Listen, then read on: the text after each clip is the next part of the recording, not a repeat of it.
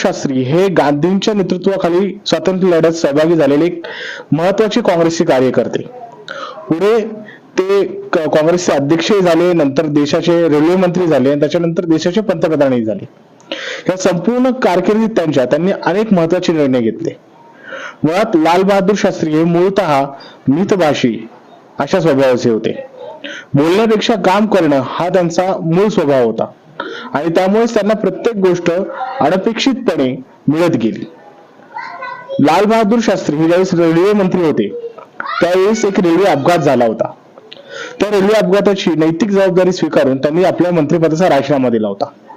परंतु आज ज्या विचारधारेचे लोक लाल बहादूर शास्त्रींसाठी मेसेज फिरवतायत त्याच विचारसरणीच्या लोकांचा आज सरकार आहे आणि त्या सरकारमधील रेल्वे मंत्री रेल्वेचे एवढे अपघात होऊन सुद्धा एकदाही त्यांच्या मनात असं आलं नाही की आपण रेल्वे